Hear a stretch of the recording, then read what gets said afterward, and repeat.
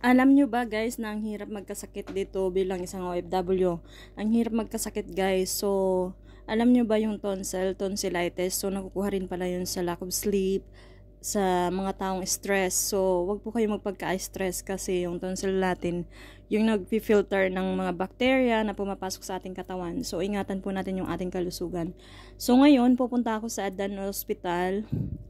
At yan yung Adan Hospital sa Kuwait. So, sobrang laki niya. So, papunta tayo ngayon doon. At sana maging okay ang lahat. At yung tonsil ko guys, grabe. Para siyang bubbles na malalaki. Para siyang bubbles na maputi-puti, ganyan. So, ito na nga guys, successfully natusukan na ako at nilagyan ako ng dextrose.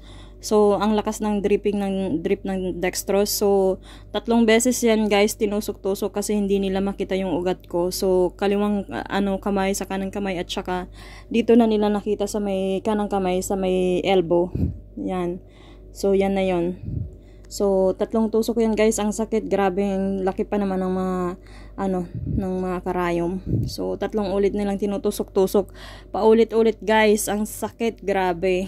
Yung inuulit-ulit na itinutusok sa ilalim ng kamay mo. So, ayan, palabas na ako niyan. So, grabe yung lagnat ko guys nung nakaraang gabi. At hindi kinaya. So, yan, palabas na tayo.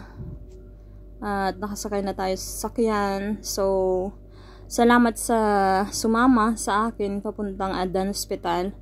At eto na nga yung mga binigay sa akin na gamot. Yan, may Refarel, may Brufen, may pang-gargle na Parodontox, may Fludrex, Classid.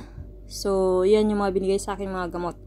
So, sana gumaling ako for 7 days, may 10 days, ganyan.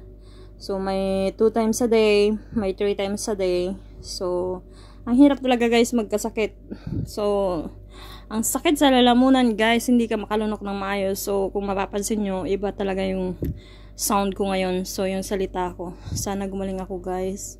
Kasi, ang hirap kapag OFW ka, ang hirap talaga magkasakit. So, yan ang ginawa sa akin guys. Tinusok-tusok ako nila. Ang hirap din pala kapag walang ugat guys. O, ayan. So, tinanggal ko na yung, yung nakalagay na cotton. So, yan. Tingnan nyo guys. Ang hirap. So, thank you guys for watching.